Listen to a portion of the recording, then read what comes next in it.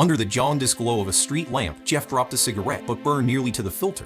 He glanced quickly from side to side, then habitually ground it out under the sole of his leather shoe. Damn it. He kicked his foot out, forgetting the sole was worn so thin it could practically breathe. The heat seared his footpad. A cold night wind whipped through the streets, now mostly empty save for a few distant figures hurrying along with their heads down, bundled in hats and scarves. Jeff turned up the collar of his greatcoat. The lapels, shiny with grime, gave him a small, pathetic sense of security of being hidden. Ahead was 128 Mink Street.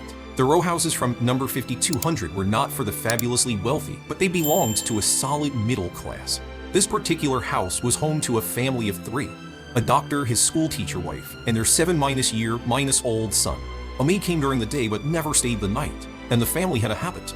Every Saturday evening they went to the theater. The door opened. The husband in a black suit came out first and started the car parked by the curb. Then his wife in a red dress emerged holding their son's hand. She closed the door, and the two of them chatted and laughed as they got into the car. The car drove away. Jeff licked his lips and moved quickly. He vaulted the low wooden fence and landed in the flower. He ran up the steps, pulled a key from his pocket, and inserted it into the lock. The crisp sound of success. 3 months ago, while working for a moving company, Jeff had secretly made a copy of the new house scheme.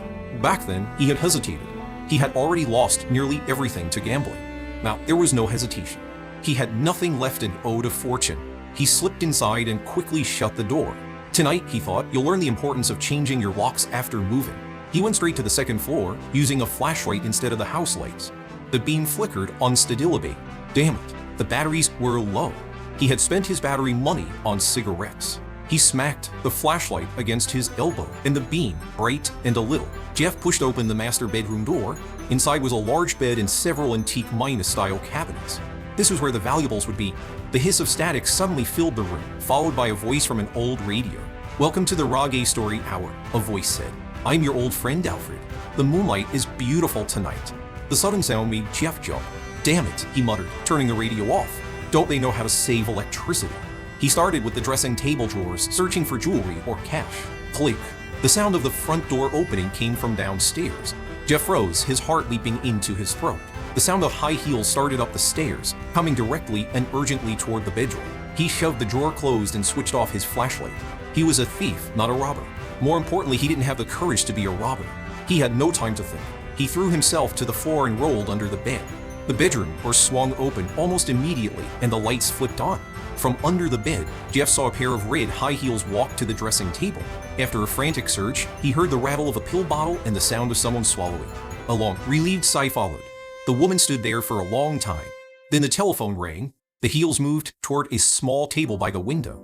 Yes, she said into the phone. "I was going to go with them, but I had a flare minus up and had to come back for my medication. I'll just rest here tonight." "No, it's fine, don't worry." She hung up and walked back toward the bed. Her red heels dropped to the floor right in front of Jeff's face. The bed creaked as she lay down, letting out a long, comfortable sigh. Under the bed, his only option now was to wait for her to fall asleep. The woman on the bed hummed a little tune, and he heard the rustle of turning pages. He lost all track of time. Finally, he heard the snap of a book closing. The woman got off the bed, her bare feet padding on the floor as she headed for the door. Jeff's hopes surged. If she was going to take a bath, he could slip out. But then he heard another sound. Click. She had turned the radio back on. She got back on the bed and the music resumed. After a song, a man's voice came from the radio. And we're back to the Rage Story Hour. Our protagonist, Catherine, is lying on her bed, a book in her hand, enjoying the brief respite of the evening. Jeff heard the woman on the bed sigh, as if in sympathy. The voice on the radio continued, and the words made Jeff's blood run cold. But what Catherine doesn't know is that as she lies there, enjoying this rare moment of peace, there is someone hiding right under her bed. The flipping of pages stopped. The radio dissolved back into static. The silence was so absolute that Jeff found it hard to breathe. Then, the woman on the bed let out a nervous laugh, trying to dispel the fear. But then, a bare foot slowly lowered from the side of the bed. She was moving to the edge. Jeff's fists clenched. She wanted to look. The foot touched the floor, hesitated, and then slowly retracted. Jeff let out a silent, massive sigh of relief, his forehead slick with cold sweat. Suddenly, a lock of hair angled down from the mattress. Then more hair, the tips almost touching the floor. The woman was leaning over slowly to look underneath. Her forehead came into view. Any lower, and their eyes would meet. Jeff held his breath, staring. Then she stopped. She was just as afraid as he was. The hair began to recede. Her forehead vanished.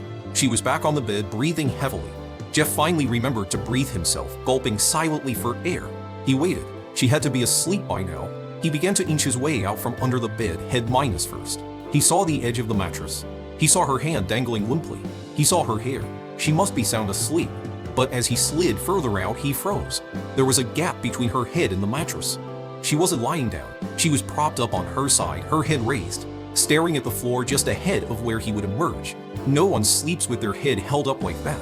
Her eyes had to be open. With a feeling of utter defeat, he slowly, painstakingly, slid himself back under the bed. Just then, he heard a car engine outside. The front door opened and a boy's laughter echoed through the house.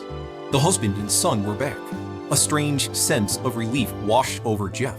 He almost wanted to be found to be arrested. Anything was better than this. Footsteps ascended the stairs. The bedroom door opened. Jeff saw a boy's sneakers, then a pair of expensive men's dress shoes. The performance was excellent tonight, the husband said.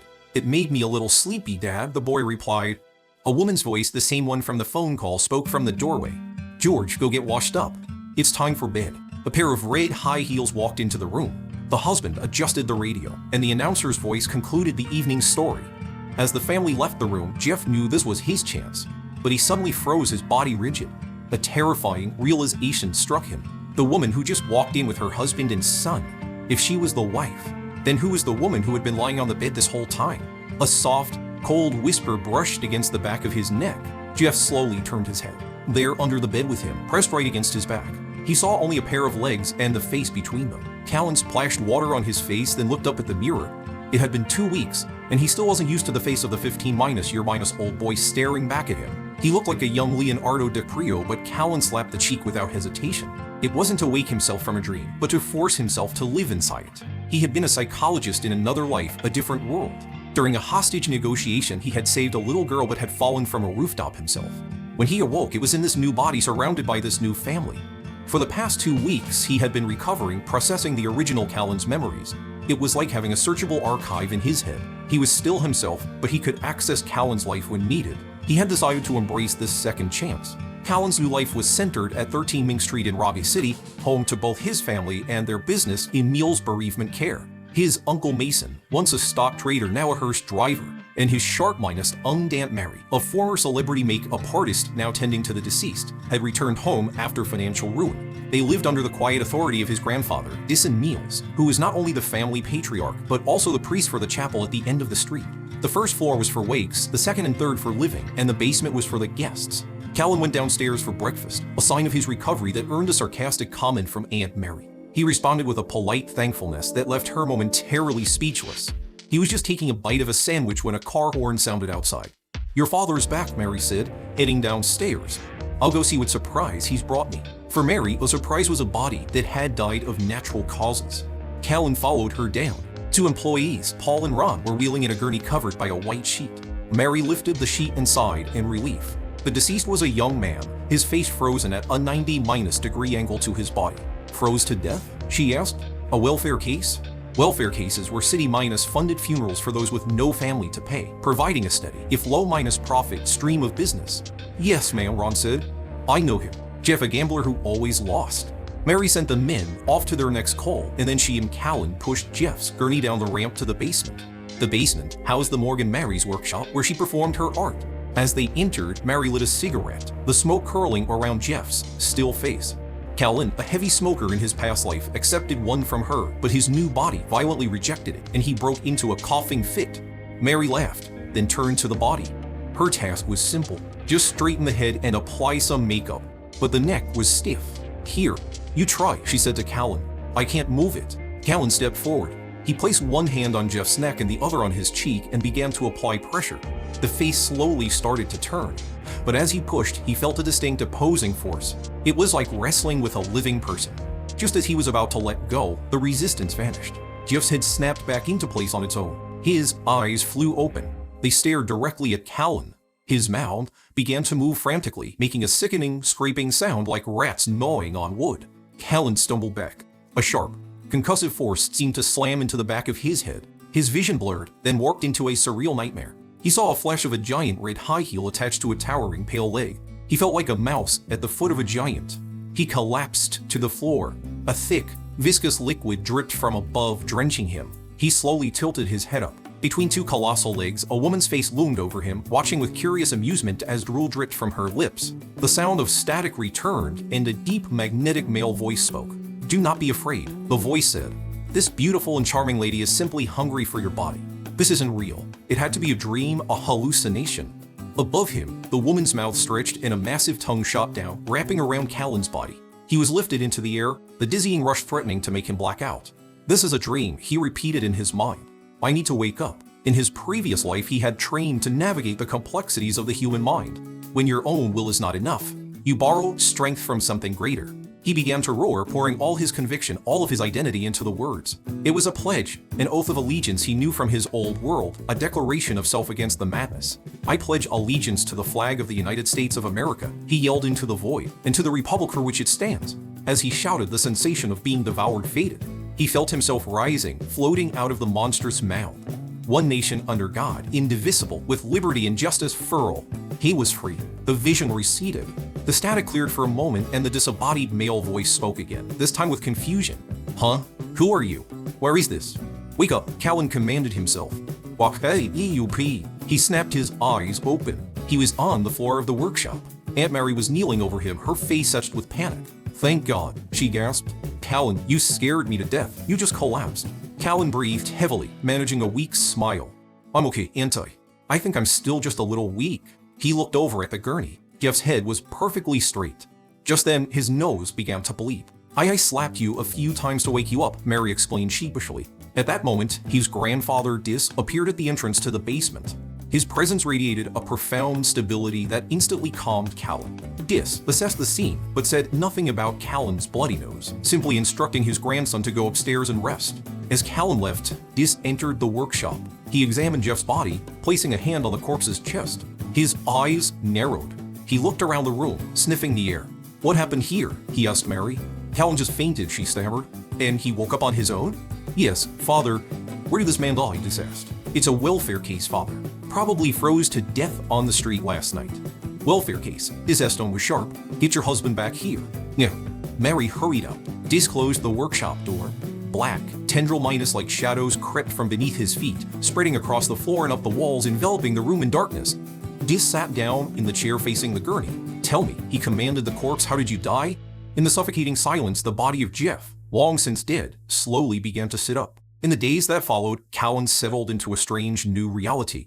A life centered at 13 Mink Street. He found himself contemplating his future, a blend of his old ambitions and his new, fragile identity. He even found a tentative, easy rapport with his cousin Mina, though the house cat, Power, remained predictably aloof. His grandfather, Dis, remained an enigma. Watching him leave the house one morning dressed in his severe priest's attire, Callan couldn't help but think he looked like a character straight out of a monster-hunting film. "HES, a bit like Van Helsing," Callan remarked to Mina. Later, the mundanity of the family business reasserted itself as the employees, Ron and Paul, brought in another body from the nursing home, complaining about its less minus than minus pristine condition. While they cleaned up, Callan's aunt sent him upstairs to entertain a visitor who had just arrived. Callan retrieved some tea and went to the first minus floor living room to greet his grandfather's friend, Mr. Hoffman. Hoffman was a tall, gaunt man, a retired philosophy professor with a keen interest in divination. The moment Callan entered the room, Hoffman's gaze locked onto him with a frightening intensity. Even Hoffman's golden retriever, which had been lying at his feet, sensed its master's agitation and rose confused. "I'm sorry, Mr. My grandfather is out," Callan said, setting the tea down. Hoffman suddenly lunged forward, his hand clamping around Callan's wrist like a vice. His face was inches away, his breathing ragged and sharp. He spoke in a low, trembling voice thick with a suppressed, wild excitement. "You're not Callan," he hissed. "Who are you?" A jolt of pure crisis shot through Callan's mind. He instinctively pulled back, trying to break free. The sudden movement threw the frail Hoffman off balance. He reached for the table to steady himself, but missed, stumbling forward. His forehead struck the sharp edge of the table with a dull thud. He reeled backward, his head hitting the tile floor with a sickening crack. Callan stared in shock. The old man who had just exposed his secret was now gasping for air on the floor, a dark pool of blood spreading rapidly from beneath his head. From the top of the stairs, Mina's voice called down, concerned, "Brother, is everything all right?" Callan licked his lips, slowly straightening up. "Mister." "Had a stroke," he answered, his voice steady. He fell. For a long moment, Callan stood over the dying man, a dark thought blooming in his mind. He could end this. A slight pressure on the neck. Another accidental knock of the head against the floor and the crisis would vanish before it could consume him. The impulse was primal, a desperate bid for self-preservation. But he remained frozen, unable to act. The trip to the hospital was a blur of motion and panicked voices. Hoffman was rushed into emergency surgery. He survived. The news left Callan with a hollow mix of relief and dread. The threat was not gone, merely postponed. He was waiting in the hospital garden when a shadow fell over him. It was Dis. His grandfather's clothes were stained, his hands smudged with something dark like dirt. "Were you frightened?" Dis asked, his voice calm. "Yes," Callan admitted. "I was." On the ride home in the hearse, an unnerving silence filled the space between them. Dis suddenly rolled up his left sleeve, revealing a horrifying sight. A third of his forearm was blackened and charred as if it had been thrust into a fire. "Pliers," Dis said simply. Callan opened the strange black case his grandfather always carried. Inside was an array of surgical tools and esoteric items. Oddly colored liquids, strange metal charms, and a hollow hilt of a sword. He handed the pliers to his grandfather. What followed was a gruesome display of self-surgery. Dis calmly used the pliers and tweezers to peel away the layers of black and dead skin, revealing the raw, red flesh beneath. He never once flinched or showed any sign of pain. When it was done, he poured a purple liquid from one of the bottles onto the raw wound. A hiss of steam rose from his arm as the flesh sizzled, but his expression remained unchanged. When they arrived back at 13 Mink Street, they stood before the gate in the twilight. A sudden, inexplicable dread seized Callan. His hands began to shake. It was a primal fear, a sixth sense screaming of imminent danger. He felt as if he were standing on a scaffold, a noose waiting just for him. He saw Dis's left hand, now holding the strange sword hilt from the case, begin to move behind his back. "Callan," Dis said, his voice like thunder. "Grandfather," Callan stammered, his teeth chattering. "Where is this place?" It was a test, a final judgment. With every ounce of will he possessed, Callan straightened his back, looked into the encroaching darkness of the house, and cried out in a raw, desperate voice. "Home!" His grandfather's hand rested on his shoulder, and the killing intent vanished. "Then let's go home," Dis said. Callan pushed the gate open, but his legs gave out, and he stumbled into the yard. He locked himself in his room, his body finally succumbing to a storm of tremors and panicked breaths. He had faced death, but just as quickly as the terror had come, a strange sense of resignation settled over him. He was tired of being afraid. This new, reckless calm carried him through a tense meal with his grandfather, where he brazenly criticized the food and announced he would cook the next day, a display of assertiveness that was utterly alien to the old Callan. That night, unable to sleep, Callan found a small, forgotten notebook that had belonged to his predecessor. The first few pages contained childish drawings of a happy family of 3, but then the drawings changed. The pages became almost entirely black, with only a small, empty circle of white left in the middle, a portrait of profound loneliness and fear. He turned another page and froze. The drawing showed a man and a woman lying on the floor, black scribbles emanating from their bodies, pooling around them like blood. Standing over them was a tall figure. In the figure's hand was a familiar object, the short, distinctive sword hilt from his grandfather's black case. "Dis," Callan whispered, the name escaping his lips in a shocked breath. "Yes," a voice said from the doorway. Later that night, sleep still eluded him. He was restless, haunted by the drawing and the chilling implications of his new life. As the house fell into a deep silence, a faint sound reached him, a man sobbing, seemingly coming from the basement. A familiar dread mixed with a new, defiant curiosity. Horror movie victims always went to check the strange noise in the basement. He had promised himself he wouldn't be so foolish. But after a tense moment of hesitation, he gave a small, humorless laugh. "All right then," he whispered to the empty house. "Let's go have a look." He descended into the quiet chill of the basement, the sound of weeping leading him to Aunt Mary's workshop. Inside, the bodies of Jeff and an old man named Morrison lay on their respective gurneys. The crying seemed to emanate from Morson's corner. Callan approached, but saw nothing out of the ordinary. He was about to leave when he noticed a button on Morson's shirt was un and reached out to fix it. The moment his fingers brushed the cold skin, a wave of dizziness washed over him.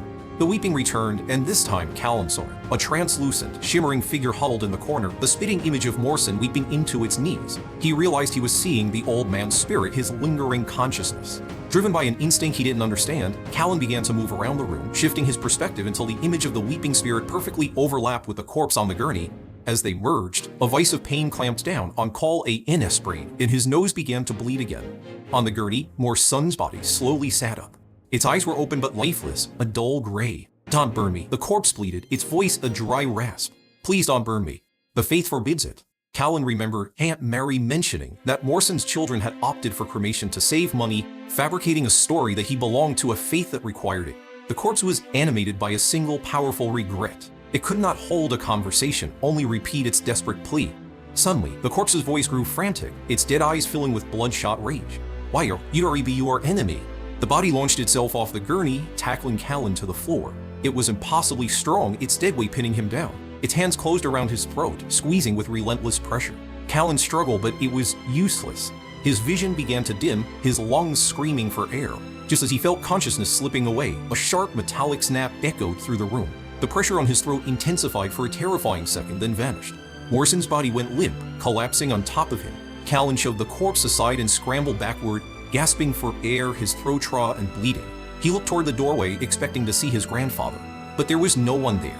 He was alone. He leaned against the wall, his hand trembling as he wiped the blood from his mouth. Then, a strange, hysterical laugh escaped his lips. He began to curse, shouting in a language that did not exist in this world, a torrent of furious, frightened words from a life he was supposed to have left behind. At the top of the ramp leading out of the basement, hidden in the shadows, Dis stood watching. Beside him, at eye level, was the black cat, Power. "He is speaking in the tongue of demons," Dis asked, his voice a low whisper.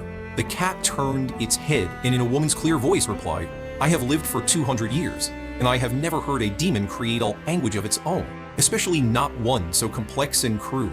The next morning, Aunt Mary's furious screams from the basement about more sons, Rue, and makeup were quickly silenced when Dis calmly claimed he had performed a ritual on the body. Mary, ever respectful of her father minus law, immediately accepted the explanation and set about redoing her work. Upstairs, Call A&S Day began with a quiet normalcy that felt jarring after the night's events. The family busied themselves with preparations for 2 funerals. One for Morrison and a quick, procedural service for the welfare case, Jeff. A portly city official named Mal, Mayor arrived to document Jeff's passing. He took the required photographs, accepted his customary tip from Uncle Mason, and left. The brief, sterile ceremony was over. With the formalities complete, Paul and Ron unceremoniously removed Jeff's body from the casket and wheeled him back to the basement. Morrison's body was then brought up and placed inside for his own day-long wake.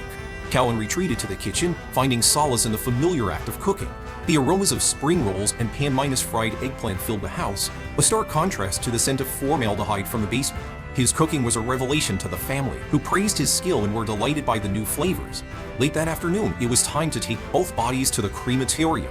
As Mason drove the hearse with Callan and Ron in the back with the deceased, he deliberately slowed the car as they passed through the row houses on Mink Street. Callan looked toward number 128th through the second-floor window. He saw a woman sitting behind a curtain.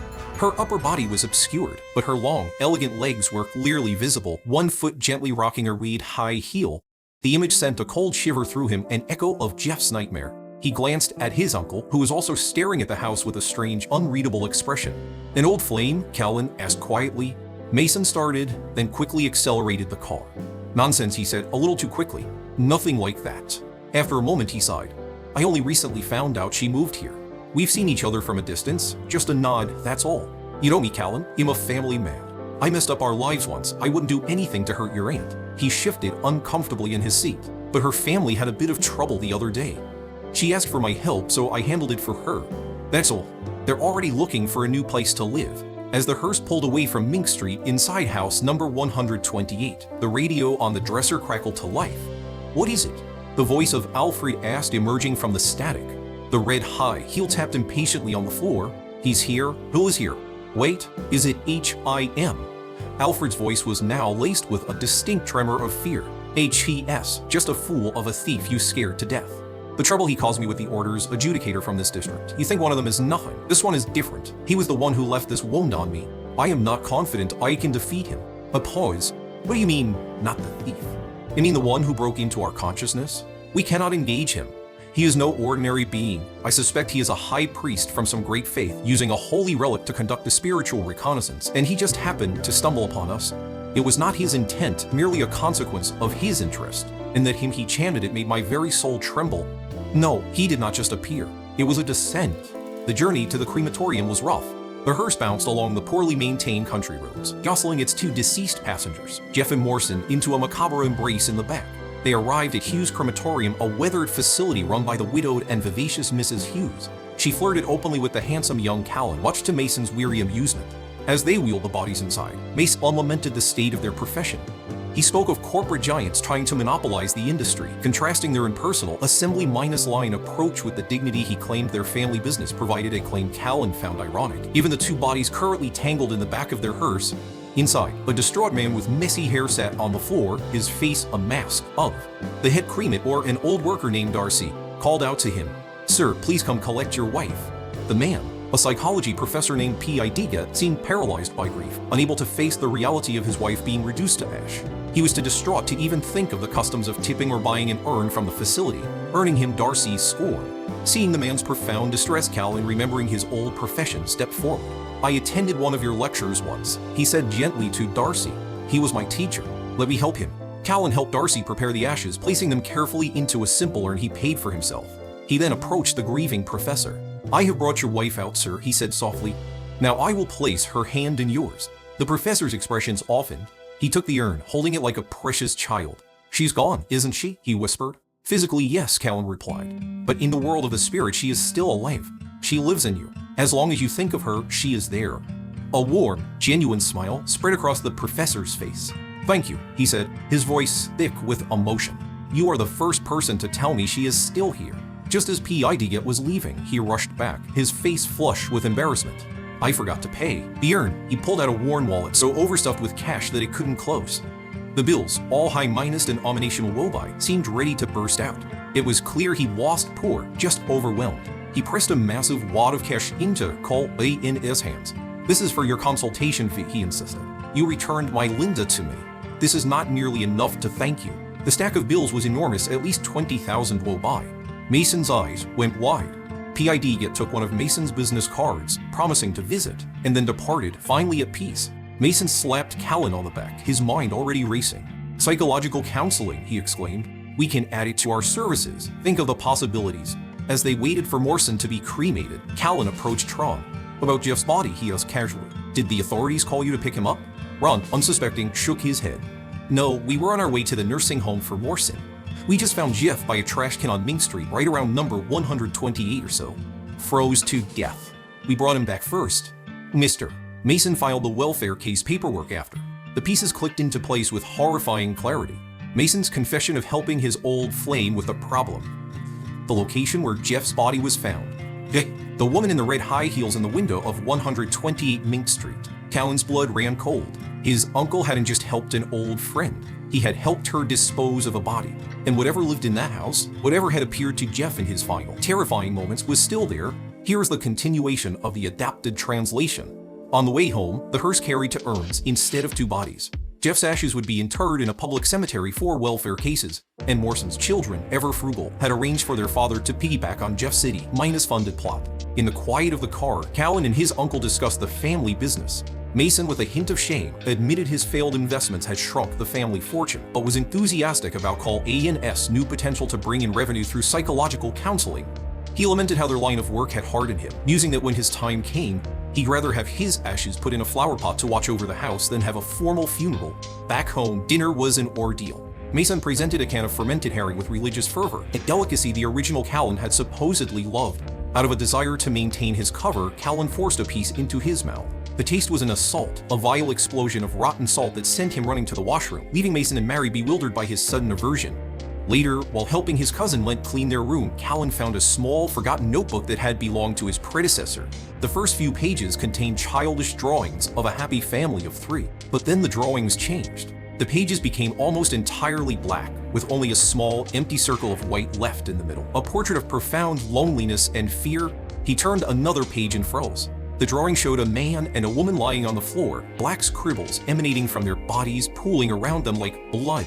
Standing over them was a tall figure. In the figure's hand was a familiar object, the short, distinctive sword hilt from his grandfather's black case. "Yes," Callan whispered, the name escaping his lips in a shocked breath. "Yes," a voice said from the doorway. Callan found himself in his grandfather's study, the air thick with unspoken tension. "Your uncle told me what happened at the crematorium," Dis began. "He thinks you could be a great asset to the business." "I want to help the family," Callan said, his voice steady. "Just consider this. The chapel needs a new deacon.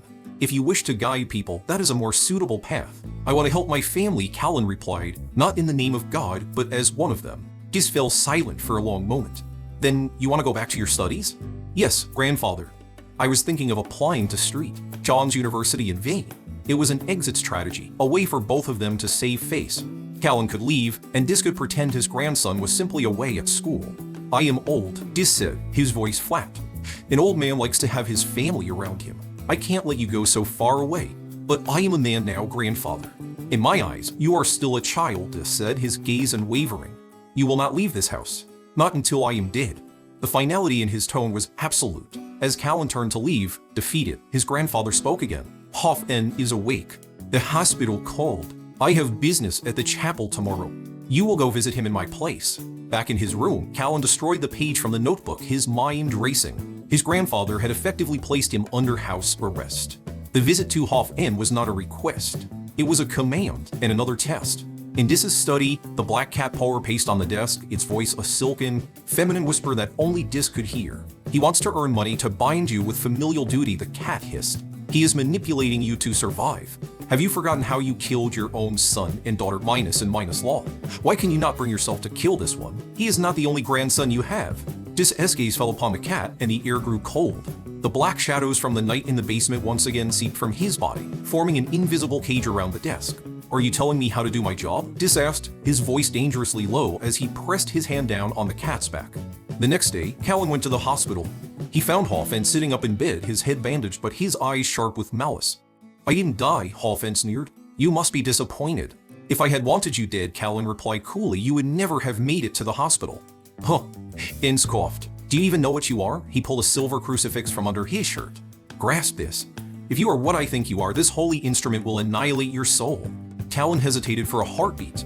Then, with a defiant calm, he took the crucifix and closed his hand around it. Nothing happened. He stood there for a full minute, his expression placid. Ha! N stared, dumbfounded. Impossible. This is impossible. Callan tossed the crucifix back on the bed. I'm fine, you see, he smiled. You should get some rest. He walked out of the room, maintaining his composure until he was safely outside in the hospital garden. He collapsed onto a bench, his left hand shaking uncontrollably. He forced his fingers open. Burned deep into his palm was the searing, unmistakable shape of a cross. So, what in the world am I? He whispered to himself. Life fell back into a quiet routine until an urgent call shattered the peace. A catastrophe at the Crown Ballroom, a stage collapse with mass casualties. It was a call to action for the Emil's family. Uncle Mason rode the hearse like a madman, arriving on the chaotic scene even before most of the ambulances. They were greeted by Police Chief Duke, an old family acquaintance who wryly noted their ghoulish punctuality and enlisted them to help control the scene. Inside, the ballroom was a wreck of shattered glass and splintered wood. Amidst the wounded and the dead, Chief Duke discovered something that didn't belong. Underneath the collapsed main stage, in a hidden cavity, was a body. It was a man, naked, his arms spread wide with his middle fingers nailed upright in a gesture of eternal defiance. A plastic flower was planted in his navel, and his face was painted with a grotesque, smiling makeup. A copy of the B.Y. Wright Holy Book, the Song of the Soul, lay on his chest. This wasn't an accident, Duke muttered. This is a murder scene. I don't think so, Callan said, stepping beside him. Then what is it? Callan pointed to the macabre display. The killer didn't just hide the body.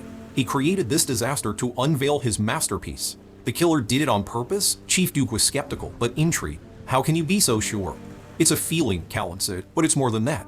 Look at the composition. He didn't just dump the body, he staged it. He hid his work beneath the dance floor, a place of public debauchery, and then brought the whole structure down to reveal it. He wants an audience. He thinks he's an artist. Callan led the chief up to the ballroom's mezzanine, which overlooked the stage. Imagine this place in full swing, Callan said, his voice low and hypnotic. The music, the lights, the bodies pressed together on the dance floor below, lost in hedonism. Now, look down through them, through the floor itself, to the body hidden beneath.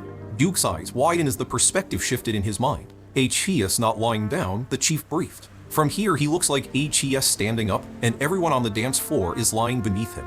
It's a statement. He's putting his victim on a pedestal, looking down on the rest of the world. Exactly, Callan said. He isn't punishing this victim. He's using the victim as an avatar for himself. This is about a profound, almost religious hatred for the scene H.E.S. observing. This is the work of a madman who enjoys killing, Duke concluded, the gravity of the situation settling upon him. This wasn't a simple murder, but the debut of a serial killer. I'll have my men start by checking the victim's closest relations. You said he identifies with the victim, so the connection must be intimate. The chief paused and looked at Callan with a new, sharp curiosity. But why reveal it now? If he enjoys the feeling so much, why not keep it his secret for a little longer? Perhaps, Callan replied, his voice chillingly calm. H.E.S. already moved on to his next piece. As Callan left the ballroom, he saw his family's hearse was gone. Uncle Mason had apparently rushed the most critical victims to the hospital and forgotten him in the chaos. He flagged down a taxi. As he got in, a man and a woman were getting out. The woman was complaining to her partner as she exited the car. The police report says it was an accident. She grumbled, "I don't see why it would have anything to do with a demon. The head office is just being paranoid." "Hey, wait for me." Callan froze in his seat. "Demon?" He glanced down at his left palm, at the faint, cross-minus-shaped scar that was still healing. Suddenly, the world outside the relative safety of 13 Mink Street felt infinitely more dangerous. The taxi fare was exorbitant, a reminder that his newfound financial comfort was still fragile. Standing before the familiar villa at 13 Mink Street, Callan felt a wave of conflicting emotions. The house was a cage watched over by a grandfather who had considered killing him. Yet, the woman in the taxi had spoken of demons and official reports hinting at a hidden world of hunters and hunted. Outside, he was an anomaly, a potential target. Inside, he was family. He saw his grandfather walking down the street, returning from the chapel. As they met at the gate, Callan simply held the door open for him. Inside, he recounted the events at the ballroom to Dis and a horrified Aunt Mary, including his psychological analysis for Chief Duke. He was no longer hiding his abilities. If his value to the family was his only shield, he would make himself indispensable. He told his grandfather about the man and woman from the taxi and their mention of demons. He wanted to ask Dis directly what it all meant, but he held back, fearing that piercing the veil of their unspoken arrangement would force his grandfather's hand. Later, while Callan was relaxing in the living room, petting the house cat Power and Hoffen's golden retriever, Aunt Mary brought him a gift. It was a handsome mineral watch sent by Mrs. Hughes from the crematorium. Mary warned him to be wary of the widow's affections, calling her a woman of expansive love who might break a young man's heart. Callan promised to be careful and at his aunt's insistence called the crematorium to thank her. The phone rang for a long time before someone picked up. "Hello," Callan said. "Is this the Hughes crematorium?" There was no answer, only the sound of movement in the background. "Hello," he repeated. A man's voice, distorted and menacing, finally replied, "You've interrupted my artistic process." A cold knot of dread formed in Callan's stomach. He kept his voice steady, but pitched it lower, disguising it with a rasp. "And you require valuable artistic advice for this?" he asked into the phone. The man on the other end laughed, a sharp, unnerving sound. "You're interesting. A shame you called just a little too late. My current creation is already complete." "It's a sign of an amateur," Callan pressed, his words sharp and condescending. "A true artist doesn't get to the end and then wonder how to fill the empty corners. You aren't an artist. You are a self-important fool, and you disgrace the very word." The sound of grinding teeth came through the receiver, then the line went dead. The man had hung up. Callan went straight to his grandfather's study. "Hughes crematorium," he said without preamble. "I think the ballroom killer is there. He just finished another piece." Dis listened, his expression unreadable. "Did you call the police?" "No," Callan said. "Then let's go." "I won't go alone," Callan stated plainly. A flicker of something memory, sadness crossed Dis's face. Then he nodded. "I'll go with you." They took a taxi to the crematorium. The gates were locked, a closed for the day sign hanging crookedly. A man and a woman stood beside a motorcycle, their faces etched with frustration. A body wrapped in a blanket was strapped to the back seat. "They've been closed all afternoon," the man fumed. "We had an appointment." Just then, Mrs. Hughes herself pulled up in her red sedan, looking surprised to see them all there. She unlocked the gates, complaining about her employee Darcy apparently skipping work. She led the way inside, the grieving couple following with their burden, and Callan and Dis bringing up the rear. They all arrived at the incineration room. It was empty. "Where is that useless Darcy?" Mrs. Hughes muttered, angry at the waste of a still-warm furnace. Callan's attention was drawn to the display of urns. They were no longer arranged neatly on shelves. Instead, they had been stacked into a tall rectangular pillar like a child's building blocks. He walked over to the macabre structure. He reached for the lid of the bottom-most urn and pulled it open. A woman's scream ripped through the silence. The grieving husband dropped the body he was carrying. Mrs. Hughes stifled a cry. Inside the urn was a severed human foot, still bloody. Callan opened the one above it. A kneecap. He continued his work, opening urn after urn, each containing another piece of a human puzzle. Finally, he reached the top. Inside, the most expensive urn was a severed head. It was Darcy, the old cremator. The killer had dismembered him and then reassembled him, piece by piece, inside the urns. Callan's gaze fell on the telephone sitting on a nearby desk. He walked over to it and turned back to face the pillar of urns. From this exact spot, he was looking at the reassembled Darcy head minus on. This was the optimal viewing position. It was from here he realized that the killer had stood admiring his work when the phone had rung. "What do you see?" Dis asked, his voice cutting through the stunned silence. Callan looked at the grotesque assembly of body parts. "It's a disappointment," he said. "A disappointment? It's unoriginal. Clumsy. The ballroom piece had a certain grandeur because of the setting. This is just butchery. His first piece was about the BY right faith. This one, I think, is about the deep abyss divinity. Their god supposedly split himself into, one half in heaven, one in hell, creating the abyss between them. Chief Duke arrived, his face grim. His sixth sense had told him this was the work of their killer. His exasperation at seeing the Emil's family on the scene again was palpable. "Do you have a contract with the Grim Reaper himself?" he growled. "How are you always first?" Callan explained his theory to the chief, that the killer was not a brilliant mastermind, but a fool who only targeted those in his immediate intimate circle. Later, a traumatized Mrs. Hughes drove Callan and Dis home. The murder of her old employee had broken her spirit, and she offered to sell the crematorium to the Emil's family at any price, desperate to be free of the place. That night, they had a new client, a woman named Mrs. Seymour, whose husband had been one of the victims at the ballroom. Her grief was a volatile, chaotic storm. Mason had shrewdly sold her one of their most expensive funeral packages, and at her request, a psychological counseling session with Callan. They sat in Mason and Mary's bedroom for privacy. The session began with Mrs. Seymour tearing off her clothes. "You're a handsome boy," she said, her voice raw. "Sleep with me. Male. They'll pay you double the consultation fee." Callan remained calm, letting her pull at his jacket. "Any way I want?" he asked gently. "Yes, anything." "Then let's go to the basement," he said, his voice soft but firm. "I would like to be in front of Mr. Seymour's body." The woman froze, the manic energy draining from her. She collapsed to the floor, sobbing out her grief and betrayal. Her husband had been cheating on her, a fact she discovered only after his death. Callan sat with her, a quiet presence, until the storm passed. Afterward, as her uncle drove home, she mentioned her address. 46. "You live on Rhine Street?" Callan asked, a sudden thought striking him. "Do you know a Mr. P.I.D.? He remembered the name from the letter he'd received. P.I.D.'s address was Rhine Street, 45. Of course, Mrs. Seymour said, her composure returning. "P.I.D. is our neighbor. A wonderful man. My husband and he were great friends. They often went fishing together. His wife, Linda, is a dear, a fantastic cook." Callan noticed a strange warmth in her smile as she mentioned the wife. In fact, Mrs. Seymour added brightly, "Linda just brought over a delicious apple pie this morning. I saved a piece for my husband in the fridge. A pity he won't get to eat it now." The next day, Callan took a taxi to Rhine Street. He was not going alone. His grandfather, citing a busy schedule, had refused to accompany him. Instead, he had insisted Callan take the cat. "Take Power with you," Dis had said, his tone leaving no room for argument. So Callan stood before the elegant villa at 45 Rhine Street, holding a box of expensive macarons, with the black cat perched on his shoulder and Hoffen's golden retriever on a leash at his side. He rang the bell. The door was opened by a woman in a pink house dress. "Mrs. Adams?" Callan asked, using P.I.D.'s last name. "Yes," she replied with a warm smile. "You can call me Linda, and you must be my husband's friend." "I am the one who held your ashes," Callan thought. "Yes," he said. "My name is Callan." Linda led him into a lavishly decorated living room. Her husband was napping, she explained, and went upstairs to wake him. While he waited, Callan's neighbor from the night before, Mrs. Seymour, saw him through the window and came over to the gate, her face flushing with embarrassment at the memory of their last encounter. She invited him to her house later, promising a gift of her late husband's watch.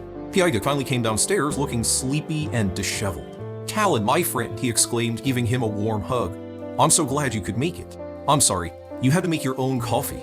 "Your wife made it for me," Callan said. "My wife?" P.I.D. looked at him, confused. "My dear friend, Linda's gone. You were there. You gave me her urn. Then who just opened the door for me?" P.I.D. laughed. "The door is always unlocked. You are my friend. You simply let yourself in. I am glad you feel so at home here." This was a dangerous game of delusion. Callan decided to press on. P.I.D. led him on a tour of the house. It was in his late wife's art studio that the truth began to unravel. P.I.D. proudly showed off Linda's paintings. Callan uncovered the first canvas. It depicted a scene of hedonistic revelry above, with a single naked man lying in a field of bones below. "The B.Y. right faith," Callan said, recognizing the theme from the first murder. P.I.D. beamed. "Yes." Linda loved painting religious allegories. Callan uncovered the second painting. It showed two identical men, one in heaven and one in hell, connected by a black river. The deep abyss divinity, Callan stated, his voice tight. The theme of the second murder. His hand trembled as he reached for the third canvas. He knew what he would find. The painting depicted a woman being torn apart as she fell into the mouth of a great beast. "The Order of Light," P.I.D. explained cheerfully. A depiction of the goddess Anchor being sacrificed to uphold the divine order. The theme for the next murder.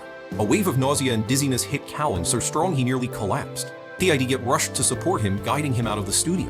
As they passed the master bedroom, Callan saw something pink peeking out from under the bed. "What is that?" he asked. P.I.D. bent down and pulled out a pink house dress. And shoes. And stockings. It was the outfit Linda had been wearing. P.I.D. stared at the clothes, his face a mask of horror and confusion. He sank onto the bed. "I think I have a problem, Callan," he whispered. "I think I've been dressing as my wife. I think, to cope with losing her, my mind has split. When I'm asleep, Linda wakes up." As Callan was leaving, he looked back at P.I.D.Get, a man consumed by a tragic, desperate grief. In the bedroom, after Callan had gone, P.I.D.Get lay on the bed, tears streaming from his closed eyes. From a dresser drawer, a thin, flesh-colored sheet of something began to emerge. It's littered across the floor, a 2- dimensional shape that rose up beside him. It was a paper-thin, featureless humanoid form. It leaned over P.I.D.Get and began to merge with him, its substance flowing into his like milk into coffee. P.I.D.Get's features softened, his body seeming to shift and reshape. After a moment, he opened his eyes. He was Linda. "My dear," she whispered to the empty room. "I will never leave you either." The next day, Callan visited Mrs. Seymour. She gifted him her late husband's expensive gold watch, framing it as a payment for a year's worth of counseling sessions. Callan, seeing her loneliness and fragility, accepted. He returned home to find Aunt Mary and Mrs. Hughes commiserating in the living room. Mrs. Hughes' grief over Darcy was raw, and Mary's sympathy was tinged with dread at the monumental task of piecing the man back together for his funeral. That evening, the two widows, with Callan as their reluctant chaperone, went to a winery for a dinner of grilled meats and copious amounts of wine. They drank to forget, and by the end of the night, both were stumbling drunk. Callan, who had learned to drive in his past life, took the wheel of Mrs. Hughes' car to get them home. At the Raleigh City Police Department, Chief Duke's phone rang, jolting him awake at his desk. "We found him, Chief," a voice on the other end said. "The first victim, Cole. He worked for a month as a waiter at the Friday winery. His colleagues said he quit after he started an affair with a rich widow who frequented the place." "Who is the widow?" Duke asked, already knowing the answer. "The owner of the Hughes crematorium, Mrs. Hughes." Duke slammed his fist on the desk. The killer wasn't a genius. She was an idiot. She had killed her new lover and her longtime employee, to people directly and obviously connected to her. It was a trail a blind man could follow. In the car, the drive back was slow and tense. As they drove, Mrs. Hughes stirred in the back seat. She slid over the seat, her arms wrapping around Colin's neck from behind, her wine-scented breath hot against his ear. "I am so stupid," she purred. "No, you're not, madam."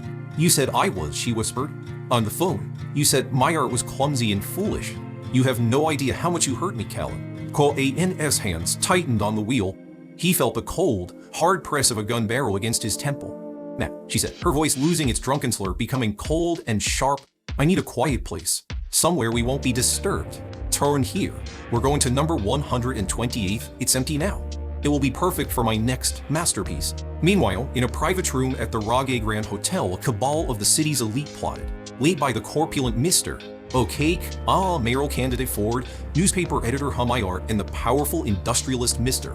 Morel finalized a cynical plan to seize power. They would use the popular environmental activist Dellis to stoke student protests, then orchestrate the tragic public suicide of a desperate worker's family to turn the city against the old mayor, ensuring Ford's victory.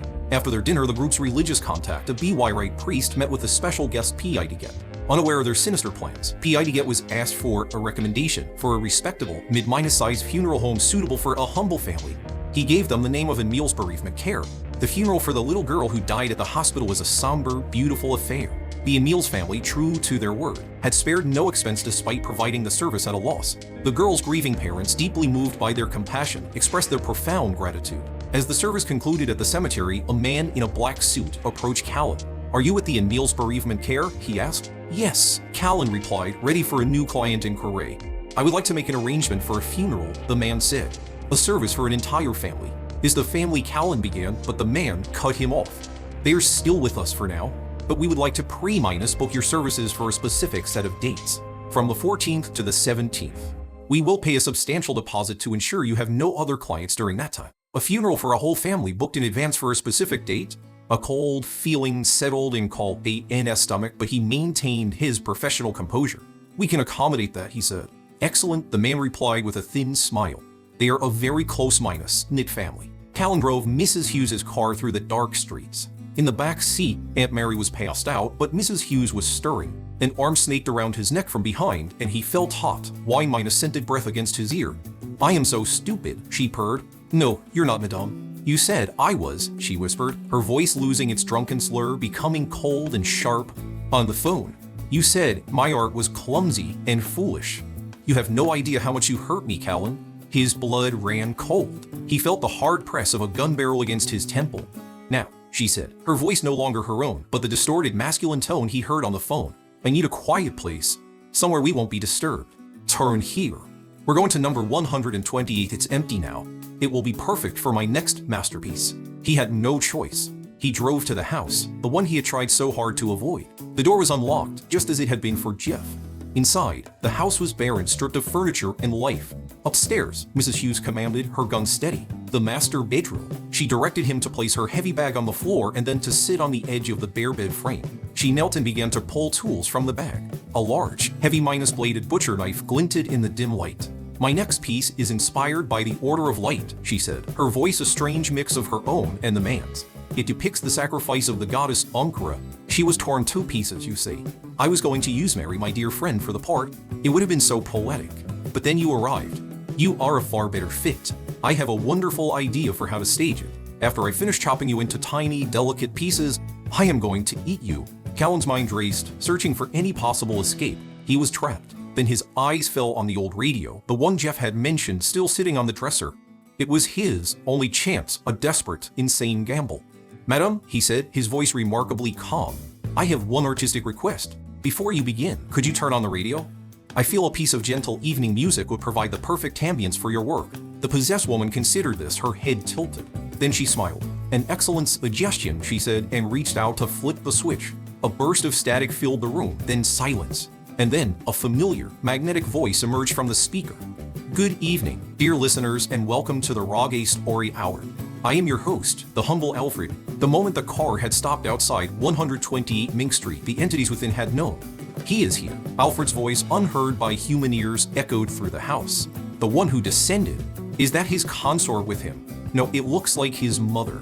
Could she be the mortal vessel for his birth? The entity known as Molly, the woman with the legs and the face, retreated under the bed, her fear palpable. She is holding a gun to him, Alfred observed. How foolish. She does not realize he is simply indulging in a game, a moment of amusement. Just as you were his amusement, Molly, the Divine One has allowed the possessed woman to turn on the radio, Alfred realized with a jolt. He knows I am here. He has summoned me. I am but a humble ant, and he has called for me. My presence is known. In the bedroom, the possessed Mrs. Hughes sneered. No music, a pity. But then, imperfection is its own kind of art. I can wait no longer, my dear Callan. She raised the heavy butcher knife. Callan stared at the radio, his heart pounding. Why had it gone silent? Were they not going to intervene? In a final, desperate tact, he shouted at the empty room. What are you waiting for? Outside on the street, a man in a red suit who had been standing in the shadows, his face obscured, looked up. His name was Alfred. The windows of the master bedroom shattered without a sound, the glass dissolving like smoke before it hit the ground. A red-clad figure appeared between Callan and Mrs. Hughes in the blink of an eye. He was on one knee, his head bowed. Alfred, at your service, he said. What is this? The possessed woman shrieked and brought the knife down on the intruder. Alfred looked up. His eyes glowed with a demonic crimson light. Mrs. Hughes froze in place, her body locked in the striking motion, an expression of pure terror on her face. Alfred turned his bowed head back toward Callan, his voice filled with reverence. Forgive my impertinence in asking, he said, but is it your great will that I dispose of this tainted one in the manner of the Order of Light? Callan was in a state of shock, his mind unable to process the impossible scene before him. But instinct took over. He managed a single shaky nod. Yes, he breathed. Alfred bowed his head again. As you command. Molly, a piercing shriek came from under the bed. The terrifying creature of legs and a face emerged. It opened its mouth, which stretched impossibly wide, larger than a man is tall. The paralyzed body of Mrs. Hughes was drawn into the massive maw. As she was consumed, her body began to disintegrate, flaking away into a fine red mist. A black, shadowy essence was ripped from the dissolving form and devoured. For a fleeting second, the true Mrs. Hughes' consciousness returned to her eyes. She looked at Callan, a soft, gentle smile on her lips, before she vanished completely, leaving only a pile of clothes on the floor. Molly, the devourer, turned and knelt before Callan. The sacrifice was complete. The Order of Light had been honored. The room was silent, save for the sound of Callan's own ragged breathing. He stood before two powerful, monstrous beings, both kneeling in perfect submission to him. He was safe, and he was in more danger than he had ever been in his life.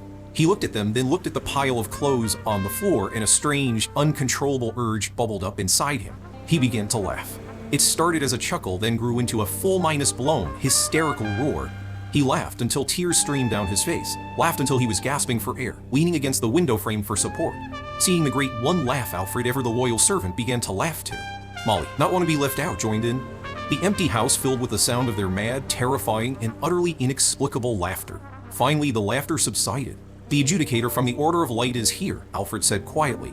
Callan looked out the window. Down on the street, staring up at him, was his grandfather, Dis. Beside him was the cat poet. "He is my grandfather," Callan said, choosing his words with infinite care. "In this body's bloodline." A look of profound understanding dawned on Alfred's face. He fell prostrate on the floor. "A god descended," he whispered in awe, "born into the mortal world to begin his great work." "I am leaving now," Callan said, his voice a mask of calm he did not feel. Alfred rose and presented a business card. "Rage radio station host," it read. "Your summons will be for me as the sun's rising, a rule I cannot defy." Molly then knelt before him again. "Great one, grant me a purified body." Callan had no idea what that meant, but he knew he needed to get out of this house. "You will wait," he commanded. He gathered Mrs. Hughes's clothes and the heavy bag of tools, walked out of the room, down the stairs, and out into the cool night air. He did not run. He walked with a steady, measured pace until he was standing in front of his grandfather. Only then did he let out the breath he had been holding. Dis looked from Callan to the figure of Alfred, who was now visible in the second-floor window. "Mr. Alfred," Dis called out, "remember our agreement." "I have not broken it, Ajiter," Alfred replied smoothly. "Molly has not left this house, and the one who died tonight was already guilty." In the car with Dis in the passenger seat and Power in the back, Callan explained what had happened, framing it as a lucky escape where he had managed to trick the powerful but foolish entities. He drove them not home, but back to the crematorium. "Chief Duke will soon identify Mrs. Hughes as the killer," Callan explained. "We need to plant her car and clothes here to make it look like she fled when she realized she was exposed." They entered the dark, silent crematorium. Callan arranged the scene, placing the clothes and newels in Mrs. Hughes's office. "Grandfather," he said, his back to Dis, "you should tie me to this chair. Make it look like I was her next intended victim. It will make the story for the police much cleaner." "That won't be necessary," Dis said, his voice strangely soft. Callan felt a sudden, sharp pain in his chest. He looked down. A dagger held by his grandfather was buried to the hilt in his heart. "The mistake began with me," Dis whispered, his face a mask of cold sorrow. "It is only right that it ends with me." The smell of antiseptic. A dull, throbbing pain with every breath. Callan slowly opened his eyes to the white ceiling of a hospital room. His cousin Mina was at his bedside, and when she saw him awake, she burst into tears of relief, sending her brother Len scrambling for a doctor. "You're lucky," the doctor told him after an examination. The wound was deep, but it missed anything vital. He had been unconscious for 2 days. Chief Duke was his first visitor. "You were right," the chief said, skipping all pleasantries. "The killer was a fool. If we hadn't been delayed identifying the first victim, we would have had her days ago. It's a shame she slipped away. The official story is that you were her next intended victim. When our patrols arrived at the crematorium, we found you tied to a chair, bleeding out. Our rival must have scared her off. Chef's now a fugitive." Duke left, but he was soon replaced by 2 others. It was the man and woman from the taxi, the ones who had mentioned demons. The man, who introduced himself as Rhodey, began a strange line of questioning. "When Mrs. Hughes attacked you, did she seem different?" he asked. "Like she was another person?" Callan knew he was treading on dangerous ground. He decided on a story that was both shocking and, for a 15-year-old boy, utterly believable. "She offered to teach me how to be a man," Callan said, his expression a perfect blend of shame and remembered excitement. "She said it would be more thrilling at the crematorium with all the bodies watching. She told me to sit in a chair, that she wanted to play a game. She tied me up. I lit her. She promised she would use her mouth." The room went silent. Duke, who had lingered by the door, let out a choked sound. "A man understands," Duke said, nodding sagely. "Then she stabbed me," Callan finished. "Said I was a substitute for her original masterpiece, my aunt. She was talking about artistic composition when I passed out. Just as Rhodey was about to press further, another visitor arrived. It was P.I.D.Get, the psychology professor. "I am his mentor," P.I.D.Get announced, placing a protective hand on Callan's shoulder. "I have been guiding him in his study of psychology. Now I believe my friend needs to rest." Rhodey, seeing P.I.D.Get's air of authority and recognizing his influential family name, retreated. That night, after the others had left, the door to Callan's room opened once more. It was Dis. He walked to the bedside, his face unreadable in the dim light. "Does it still hurt?" he asked. "It's fine," Callan replied, his voice quiet. "The doctor said it missed my heart." Dis stood there for a long moment, a silent, imposing figure. "The mistake began with me," he said, his voice a low whisper filled with a chilling finality. "It is only right that it ends with me. Others are not qualified to interfere." "You must have many questions," Dis said, the confession hanging in the air between them. "Yes," Callan admitted. "Then I will tell you." He took a deep breath. "I killed your parents with my own hands. They were adjudicators for the Order of Light, just as I am. On a mission, their souls became irreversibly corrupted by a powerful demon. There was no cure. They begged me to give them a merciful end, so I did. After that, I swore that the Emil's family's service to the Order would end with me. I wanted you, all of you, to live normal lives free from this darkness. But then you fell ill. The real Callan died. The Order's God did not answer my prayers. He took my son, my daughter Minus and Minus Law, and then he took my grandson. So I defied him. I spat on his name. I found my old friend Hoff in, and with his knowledge, I performed a forbidden divine descent ritual. It was a rite of immense power and terrible risk, but it worked. When it was over, I put my ear to your chest, and I heard a heartbeat. My grandson was alive again, but it wasn't my grandson's soul that returned, was it? It was yours. Hoff and Power, they saw only the arrival of a potential archdemon. They urged me to destroy you while you were still weak. Then why didn't you? Callan asked, the question he had been afraid to voice for weeks. Dis looked at him, and for the first time, a genuine, weary smile touched his lips. What do you call me? He asked. Grandfather. Then you are my grandson, Dis replied simply. When a child is in the womb, you love it without knowing its personality, its thoughts, its soul. You love it for the promise of what it will become, the promise that one day it will look at you and call you by your name. When you awoke and called me grandfather, the ritual was a success. I lost one family member, but I gained another. It does not matter if you are a god or a demon. You are my family. He leaned forward and gently adjusted Callan's blanket. You won't have to worry about protecting this family, he said. Not before I'm gone. Recovery in the hospital was slow but steady. Callan found a gentle companion in his young nurse, Maya, who was charmed by his looks and good humor. Life almost felt normal, a quiet interlude after the storm of revelations. But one afternoon, as he was resting in his room, he heard it. A faint, insistent whisper that seemed to come from inside his own head. My money, my money, my money. He tried to ignore it, but it grew louder, more desperate. It was the same sensation he felt in the basement with Morrison. He looked around the room and saw Power, who had been left to guard him, staring at him intently. What is this? Callan demanded of the cat. Power stretched languidly. I was wondering when you'd notice. You haven't undergone purification, yet you can hear the lingering spirits. Your talent is overflowing like a leaky faucet. What is it? It's coming from the morgue 1 floor below us, Power explained. Some spirits have stronger attachments than others. This one is quite insistent. Callan then learned the truth about his family's world. Power explained the ranks of the Order of Light Servant, Oracle, Shepherd, and Adjudicator and the nature of their power. It was all tied to the dead. The Order could awaken the spiritual residue in a corpse, temporarily reanimating it. To make a corpse sit up and speak, that is a power reserved for an Adjudicator, Power said, its eyes gleaming. It is a skill one must learn. Yet you did it to Morrison by instinct. Either you are the reincarnation of the God of Order himself, or you are a very, very powerful demon who just happens to have the same abilities. The whispering in his head suddenly sharpened into a full, vivid scene. He could hear a conversation from the morgue below. Ma'am, you shouldn't be in here. My money. Someone stole my money. I'm sure we can find it, but you need to come with me. Why, oh, you T-O-O-K and Y-M-O-N-E-Y. A woman screamed, cut short. Then silence. She just killed someone, Callan said, sitting bolt upright. He went to the door, but Power advised against it. He was in no condition to fight. After a tense wait, Callan had the duty nurse called down to the morgue. The report came back, all was normal. No one was missing, nothing was out of place. He had to accept that it might have been a hallucination. That night he slept, but was awakened again by a soft, scraping sound. My money, my money. It was coming from directly beneath his bed. He pushed himself up, ignoring the searing pain in his chest, and leaned over the side. The floor beneath his bed began to ripple, the tiles dissolving like chocolate. A hole opened up, a dark chasm leading down into the morgue below. From the depths, the withered, ancient face of an old woman rose up, her eyes milky white and blind. She stared directly at him, her lips pulling back from toothless gums. There you are, she rasped. Did you steal my money? The old woman's eyes were milky white and blind, but they seemed to stare directly into Callan's soul. A paralyzing cold washed over him, freezing his thoughts, petrifying his will. He was a statue, a spectator to his own demise. My money, she rasped, a dry, dead sound. You have to give it back. A withered hand shot out from the hole in the floor and clamped around his neck. The world around him began to melt, the solid floor and bed frame turning into a swirling, liquid abyss with the hole as its vortex. He was being pulled in, his body becoming fluid, dissolving into the chaos. At that moment, a black sheep fell from the bed. It was Power. The cat landed silently right at the edge of the vortex. And O.W. The sound was a sonic blast, a shockwave of pure will that rippled through the dissolving reality. The swirling stopped. The old woman in the hole shrieked as Power's claws, impossibly sharp, lashed out and raked across her face.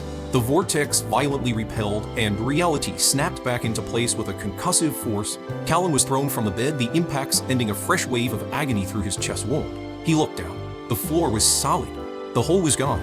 Power stood on the nightstand, one paw resting on the lights which she had just flicked. An enthrall demon, the cat said, her voice strained, in a rare one at that. This is serious. We must contact this. But before Callan could move, the door to his room swung open. A nurse he didn't recognize stood there. Sir, is there a problem? She asked, her voice flat, her eyes empty. The cat hissed. It's a puppet, Power cried. She's already under its control. The nurse moved with an unnatural speed, her hand shooting out to grab the cat. Power dodged and swiped, but the possessed woman seemed to feel no pain. She caught the cat and slammed her violently against the floor, then kicked her into the corner with a sickening crunch. Power lay limp, a pool of blood forming beneath her. The nurse then turned on Callan. He kicked out, but she absorbed the blow and lunged, pinning him to the bed. Her hands closed around his throat, squeezing with inhuman strength. He fought back, smashing a hardcover book against her face again and again, but it had no effect. His vision began to tunnel, his lungs burned. As he was about to lose consciousness, he saw it. A translucent, shimmering image of the real nurse, standing beside the bed, her face a mask of confusion and terror. It was just like with Morrison. With his last ounce of strength, he focused his will, shifting his perspective until the image of the spirit merged with the possessed body on top of him. The hands on his throat loosened. The possessed nurse began to fight herself, one hand clawing at her own throat while the other tried to strike Callan. The enthraller's control was broken, but only for a moment. The nurse's spirit was fading, and the demon's influence was returning. From the corner, Power's weak voice cried out. Control her. The possessed nurse's eyes refocused on him. A cold, alien smile spread across her battered face. Callan looked into those empty eyes and, drawing on an instinct he didn't know he possessed, he issued his first command. Kneel, he choked out. The nurse's body obeyed instantly, her forehead slamming against the mattress. Be still, he commanded. The thrashing stopped. Be silent. The gurgling sound in her throat ceased. She was motionless, a broken puppet waiting for its next instruction. Callan scrambled out of bed and rushed to the nurse's station. The night nurse was unconscious on the floor. He ignored her and grabbed the phone. This wasn't home. There was only one other number he could call, one other being he knew could handle this. He dialed the number from the business card Alfred had given him. The line picked up on the first ring. I am summoning you now, Callan said into the receiver. A high-and Santier acid dance slid silently into a parking space outside the hospital. The driver's door opened, but no one got out. Moments later, Alfred, dressed in a sharp blue suit, walked through the main entrance of the hospital, seemingly having materialized from thin air. He found Callan waiting at the door to his room, pale and blood-soaked. Alfred immediately dropped to one knee. Great emissary, he said, his head bowed. Your humble servant, Alfred, has answered your summons. Inside, Callan gestured to the bathroom where he had moved the immobilized nurse. Alfred entered and his eyes immediately glowed red. An enthralled demon, he realized, and the vessel has been prepared. He saw the spiritual residue in the nurse's body awakened and then purged by an adjudicator's power, leaving behind a perfect empty vessel. He turned to Callan, his voice filled with awe and gratitude. Great one, he said, kneeling again. On behalf of Molly, I thank you for this incredible gift. I will deliver this purified vessel to her at once. Callan, having no idea what he was talking about but understanding that a misunderstanding was working in his favor, simply nodded. This is my ordeal, Callan said, his voice weak but firm. Do your work. Alfred lifted the comatose nurse onto his shoulder and departed as silently as he had arrived. Not long after, Dis returned, his face grinned. He listened as Power, now conscious but badly injured, recounted the night's events. He went to the morgue and found the body of the old woman, now just an empty husk, her malevolent spirit gone. He then returned to Callan's room, arranged for his wounds to be Ray-stitched and had him discharged. On the ride home, lying in the back of the hearse inside a brand-new, surprisingly comfortable coffin to protect him from the bumpy road, Callan noticed Ron fidgeting with a small, tarnished copper coin. Where did you get that? Callan asked. Found it, Ron said, his eyes a little glazed. On one of the bodies at the hospital yesterday. A real lucky piece. As Callan reached out to examine it, Ron's expression went slack. His jaw dropped, and drool began to spill from his lips. My money, he mumbled, his eyes vacant. It was the voice from the night before. The source of the terror hadn't been a demon. It had been this coin. When they arrived home, the coin fell from Ron's hand. The visiting professor, PID, who had been waiting to check on Callan, happened to pick it up. He handed it back to Ron without a second glance, seemingly unaffected by its power. Callan watched, puzzled. Perhaps a man of PID's immense wealth was simply immune to the allure of a single tarnished coin. Inside, Callan immediately told his grandfather everything.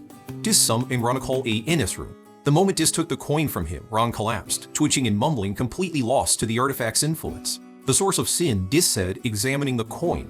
a relic of the lax arch-faith. Their god was said to have forged 9 such coins to contain all the world's greed before sealing them in his tomb. This is not one of the original 9. If it were, the entire city would be tearing itself apart for it by now, but a replica made by a high priest. Still, it is a powerful and dangerous holy relic. He placed a finger on Ron's forehead.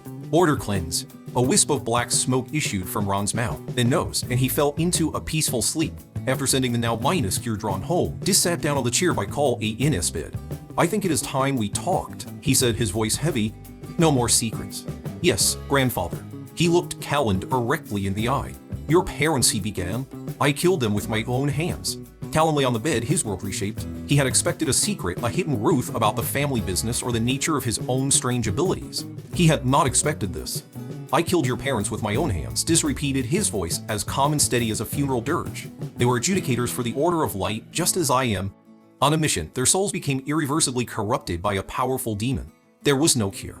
They begged me to give them a merciful end, so I did. He looked past Callan, his gaze lost in a painful memory. After that, I swore that the Inmeal's family's service to the Order would end with me. I wanted you, all of you, to live normal lives, free from this darkness. I have seen too many of our family sacrifice themselves for this so minus called glory. We who are in the business of funerals are not even allowed to bury our own. Then you fell ill. The real Callan died. The words were spoken without ceremony, a simple statement of fact. The Order's God did not answer my prayers. He took my son, my daughter minus and minus law, and then he took my grandson. So I defied him. I spat on his name. I found my old friend Hoff-Bin, and with his knowledge, I performed a forbid and divine descent ritual. It was a rite of immense power and terrible risk, but it worked. When it was over, I put my ear to your chest, and I heard a heartbeat. My grandson was alive again. But it wasn't my grandson's soul that returned, was it? It was yours. Hoff and Power, they saw only the arrival of a potential archdemon. They urged me to destroy you while you were still weak. Then why didn't you? Callan asked, the question he had been afraid to voice for weeks. Dis looked at him, and for the first time, a genuine, weary smile touched his lips. What do you call me? He asked. Grandfather. Then you are my grandson, Dis replied simply. But why? Callan pressed, needing to understand. We are nothing alike. I am not him. Dis shook his head. When a child is in the womb, you love it without knowing its personality, its thoughts, its soul. You love it for the promise of what it will become, the promise that one day it will look at you and call you by your name. When you awoke in this house and finally called me grandfather, the ritual was a success. I lost one family member, but I gained another. It does not matter if you are a god or a demon. You are my family. He leaned forward and gently adjusted Callan's blanket, his touch surprisingly gentle. A profound sense of peace settled over Callan, a feeling of belonging that he hadn't realized he'd been so desperately missing. This was his family. This strange, morbid, loving family. And this stern, powerful, and deeply sentimental old man was his grandfather. Yes, grandfather, Callan said, the words coming from a place of deep sincerity. I love this family, he thought. I love all of them. Dis stood to leave. Grandfather, Callan said, pushing himself up slightly. I will protect them. I promise. Dis paused at the door, his back to Callan. You won't have to, he said quietly. Not before I'm gone. The days that followed were deceptively calm. Callan, now fully recovered, took over the kitchen, introducing his family to new cuisines. A new political tension gripped Trog City as student environmental protests, led by a charismatic young activist named Delis, became a common sight on the streets. The domestic tranquility at home was punctuated by moments of levity, such as when the shy employee Paul sought romantic advice from Callan and a worldly Aunt Mary, who revealed that Uncle Mason had used the exact same pickup line on her years ago. One afternoon, a call came in from Hans Hospital. A patient was near death. Callan went to the hospital to wait. It was a grim part of the job, sitting in a sterile hallway, waiting for someone to die so his family could have a job. While he waited, a young girl, no older than 10, was wheeled past him on a gurney towards an operating room. She caught his eye and gave him a shy, hopeful smile. Callan smiled back and gave her small thumbs minus up. Suddenly, the lights in the hallway flickered and died. A city minus wide power outage. Shouts of panic erupted from the operating room. The backup generators had failed. The girl's surgery was in jeopardy. It was later revealed that the outage was caused by Del ISS protesters who had stormed a power plant. Callan stood and waited. He watched as the minutes turned into an hour. He watched the hope drain from the faces of the girl's parents. Finally, the surgeon emerged, his face grim. I'm sorry, he said. The mother collapsed. The father fell to his knees, his body racked with silent sobs. Later, after the initial shock had passed, the broken father approached Callan, his eyes rimmed and empty. What do you do? He asked, his voice hollow. Callan looked at the man's profound pain. and for a moment he hated his job. In Meals Bereavement Care, he said softly, "We offer one last comfort for your loved ones." The man's fist flew, catching Callan on the cheek. The impact snapped his head to the side. "You vultures," the man screamed, his voice raw with grief. "You ghouls who profit from misery, you cursed my daughter." Callan took the blow without a word. He simply sat back down and continued to wait. Hours passed. The hospital grew quiet. Finally, the father, his rage spent, leaving only an ocean of sorrow, approached him again. "What was it you said you'd do?" he asked, his voice barely a whisper. Callan looked up, his own face aching, and gave a gentle, professional smile. He opened his briefcase. "In Meals Bereavement Care," he said. "We can help you say goodbye." When he returned home, his cousin Lent proudly showed him a protest sign signed by the activist Dellis. The sight ignited a cold fury in Callan. He snatched the sign, slapped his young cousin across the face, and sent him sprawling, disappeared from his study, saw the scene, and simply nodded in approval before closing his door again. From the window, Polar watched him, her voice a soft purr in his mind. "You're sad," she commented. "Get used to it. It's all you can do." Callan shook his head, looking down at the now minus crying Lent, and then toward the hearse that was bringing the little girl's body home. "No, it's not," he said.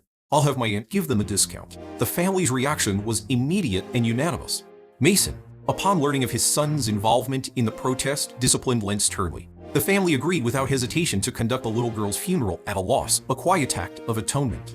That night, Aunt Mary worked tirelessly in the basement, her usual sharp-minded demeanor replaced by a gentle, maternal reverence.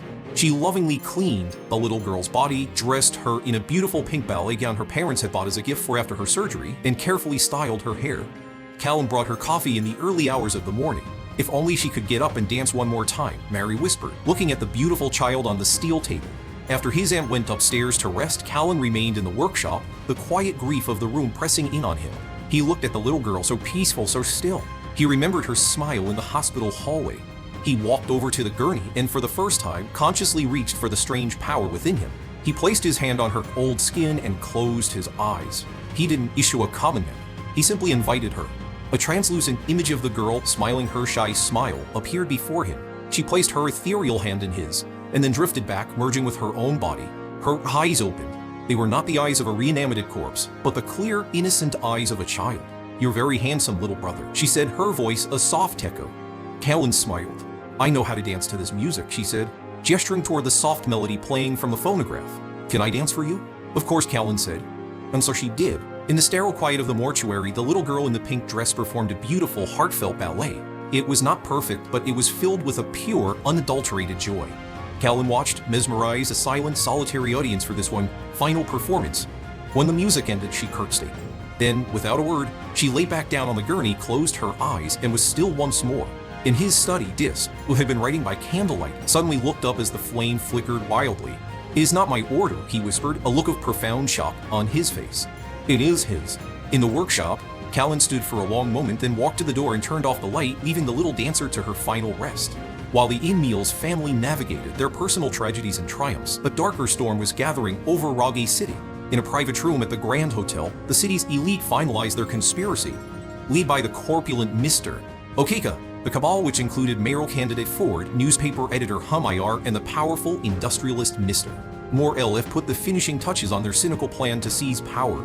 They would use the charismatic environmental activist Dellis to stoke student protests and create chaos. Then at the opportune moment, they would orchestrate the tragic public suicide of a pre-elected, desperate workers' family. The resulting wave of public outrage, expertly guided by the media, would destroy the current mayor's career and sweep for into office. After their dinner, the group's religious contact, a B.Y. Wright priest, met with a special guest P.I.D. Get. Unaware of their sinister plans, P.I.D. Get was asked for a recommendation for a respectable, mid-sized funeral home suitable for a humble family tragedy. He gave them the name of In-Meals Bereavement Care. The next day, the funeral for the little girl was a somber, beautiful affair. The In-Meals family, true to their word, had spared no expense despite providing the service at a loss. The girl's grieving parents, deeply moved by their compassion, expressed their profound gratitude. As the service concluded at the cemetery, a man in a black suit approached Callan. He was the representative for the conspirators. "I would like to make an arrangement for a funeral," the man said. "A service for an entire family. We wish to book your services for a specific set of dates, from the 14th to the 17th.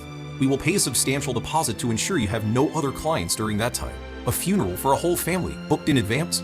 A cold feeling settled in Callan's stomach, but he maintained his professional composure. "We can accommodate that," he said. "Excellent," the man replied with a thin smile. "They are a very close knit family." At the Mink Street chapel, Dis handed a small wooden box to a man in a black trench coat from the Order of Light's regional office. Inside was the replicas Ors of Sin coin, now sealed. "The grand search warrant regarding the Belvin incident has been issued," the man said. "The head office is taking this very seriously. Grand Inquisitor Lasma himself is coming to lead the new investigation. He is an old friend of yours, I believe. The regional guardian hopes you might put in a good word for us." "I am just an adjudicator," Dis replied, his tone dismissive. "The affairs of my superiors are not my concern." Back at the house, the family held a business meeting. They marveled at the 100,000 woe by cash deposit from their mysterious new client. They also finalized the acquisition of the Hughes crematorium, with the employee Paul contributing his life savings of 100,000 woe by to become a partner and manage the new facility. The expansion meant they needed to hire new staff, both a male assistant for the hearse and a female assistant for Mary in the basement. Callan's own status in the family had grown. He now received a substantial share of the profits, his income far exceeding that of a normal worker. Meanwhile, the political turmoil in Wage City escalated, with student and worker protests secretly funded by the conspirators paralyzing the city on a daily basis. A few days later, Callan went downstairs to interview the two candidates his uncle had screened. As he stepped into the yard, his heart stopped. Standing at the gate were two figures. A man with an elegantly handsome face and a woman in a simple dress, her expression placid. It was Alfred, and beside him was Molly, now inhabiting the body of the dead nurse, Nas. Callan retreated to the living room, his mind reeling. They followed him inside. He sank onto the sofa, staring at them. "What are you doing here?" he managed to ask. In perfect unison, Alfred and Molly dropped to one knee before him. "When the Great One has a need," they said together, "it is our duty to answer the summons." At that moment, Aunt Mary came up from the basement, curious to see how Callan was handling the interviews. She stopped dead in the doorway, her eyes wide. She saw her nephew sitting calmly on the sofa while the two prospective new hires knelt before him in devout submission. "My God," she whispered to herself, a look of utter bewilderment on her face. "What in the world is our family-esque corporate culture?" Callan stared at the two powerful supernatural beings kneeling on his living room floor. His mind raced. He had to play the part. He gave a slight dismissive wave of his hand. "You may rise," he said, his voice a mask of regal boredom. Just then, Uncle Mason returned beaming. He saw Alfred and Nas standing respectfully before his nephew. "Excellent work, Callan," he boomed, slapping his nephew on the back. "You've hired them already. Your interviewing skills are magnificent." The new employees, who introduced themselves as Alfred and Nas, proved to be preternaturally gifted. Alfred handled the new hearse with an expert's touch and managed business affairs with an efficiency that astounded Mason. Nas worked silently and tirelessly in the basement, her skill with preparing the body so profound that even the critical Mary had nothing but praise. The family was thrilled with their perfect new hires, completely unaware of their true nature. Meanwhile, the newspapers were filled with stories of the escalating protests. The workers' rights movement and the environmental activists were converging, creating a perfect storm of civil unrest that was pushing the city to a breaking point. The conspirators' plan was proceeding flawlessly. One evening, the phone rang. It was the client who had booked the family funeral. "We will be needing your services tomorrow," the man on the phone said. "The family has passed. It was a tragedy, but they went peacefully. Please ensure the media has full access. Their story must be told." Callan listened on the extension, the pieces falling into place. The book funeral, the specific dates, the talk of a family's deep love. He now knew for whom he had been hired to prepare a wake. The news of the high-profile, politically charged funeral sent a buzz through the house. Callan, knowing what was truly happening, volunteered to go with Alfred to collect the bodies. He had to see the conspirators work for himself. The drive to the industrial district was tense. "This family's sacrifice will ignite the city," Alfred commented, his eyes on the road. "They are not a sacrifice," Callan replied, his voice cold. "They are victims." They arrived at a scene of carefully orchestrated tragedy. Police had cordoned off the small, grim apartment building. Reporters and photographers swarmed the area, their cameras flashing. Grieving neighbors gave tearful interviews. The official story was a murder minus suicide born of desperation. The father had poisoned himself. The grandmother had hanged herself. The mother had jumped from the roof, taking her young child with her. Standing amongst the officials was a man in raid robes, a Right priest. It was a Lateta, the same priest from the conspirators' dinner. He was performing a ritual, his hands weaving intricate patterns in the air, a faint, unnatural calm settling over the distraught crowd. It was not a prayer. It was a spell designed to pacify and suppress suspicion. As Callan and Alfred began the grim task of carrying out the bodies, their eyes met the priest's. A flicker of recognition and something like fear passed through a Lateta's gaze before he quickly looked away. They collected the father, then the grandmother. Finally, they went to the spot on the pavement where the mother and child had landed. Callan knelt beside the small blanket-covered form. He noticed something the police had missed. The mother's body showed faint traces of the same pacifying magic the priest had been using, a sign she had been magically compelled to jump. But the child's body was clean. "Alfred," he said, his voice tight, "help me with the mother." As they lifted the woman's body, the blanket covering the child slipped away. Callan stared, his blood turning to ice. The child hadn't died from the fall. Her throat had been cut, a clean, precise incision. The mother hadn't taken her child with her. She had murdered her daughter moments before she jumped. On the drive back to Mink Street, a cold, hard fury settled over Callan. This wasn't politics. This wasn't a tragedy. It was the cold, blooded murder of a child for political gain. "Great one," Alfred said from the driver's seat. "If their actions have displeased you, I can make them all disappear before sunrise." "No," Callan replied, his eyes fixed on the dark city streets. "This is my city. They are my responsibility." He went directly to his grandfather's study and told him everything: the conspiracy, the priest's magic, the murdered child. Dis listened, and his face like stone. He already knew of the political plot. "The order cannot interfere in the affairs of mortals," he explained, "not unless there is a direct supernatural threat to the established order of the world.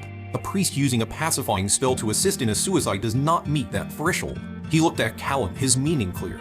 "The Order of Light is bound by rules, but you are not the Order." A path forward opened in Callan's mind. He went to his room and made a phone call. "Pierre, he said, "I need a favor. I need the names and addresses of every person who was at that dinner with the B.Y. Wright priest." "Of course, my friend," P.I.D. replied without hesitation. "I will have the list sent to you within the hour."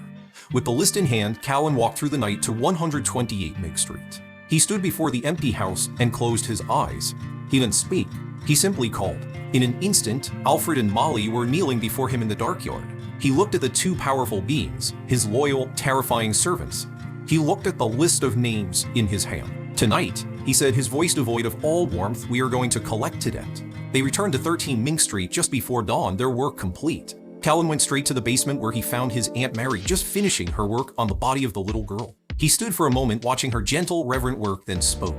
"Auntie," he said, "I need the new hearse, and I need a coffin." Mary looked up surprised. "It's the middle of the night, Callan, and we have a funeral tomorrow. This is important." There was a new weight in his voice, an authority that made her pause. She looked at his face, at the cold seriousness in his eyes, and simply nodded. "The new hearse is in the garage. Take the display model from the showroom. It's the nicest one we have." Callan and Alfred loaded the ornate, velvet-lined coffin into the back of the brand-new hearse. Then they drove back to the industrial district, to the small apartment where the suicide had taken place. They carried the empty coffin up the stairs and placed it in the center of the family's bare, living room. The bodies of the parents and grandmother were still there, awaiting collection in the morning. Callan looked at the three corpses, then at Alfred. "I need them to speak," he said. Alfred bowed. "As you wish, Great One." He approached the body of the father and placed a hand on his forehead. A faint, red light pulsed from his palm, and the corpse's eyes flickered open. The same was done for the grandmother and the mother. The three bodies sat up, their movements stiff and unnatural, their eyes glowing with a dull crimson light. They were no longer human, merely puppets animated by Alfred's power. "Tell me what happened," Callan commanded. In halting, disjointed voices, the corpses recounted the events of the previous night. They spoke of the men who had come, of the promises of money for their family's sacrifice. They described how the priest, La Teta, had filled them with a sense of blissful peace as they took their own lives, a divine calm that erased all fear and doubt. The mother described cutting her own daughter's throat, her voice devoid of emotion, as if describing a recipe. When they had finished, Callan felt a profound, soul-deep exhaustion. He looked at the empty shells before him, their purpose served. "Let them rest," he told Alfred. Alfred nodded, and the red light in the corpses' eyes faded. They slumped back into death. Callan stood over the empty coffin, then turned to Alfred. "This is for the child," he said. "She will have a funeral of her own, a proper one, the one she was denied." He knew he could not save the family, but he could grant a small measure of dignity to their most innocent victim. It was a futile gesture perhaps, but it was his.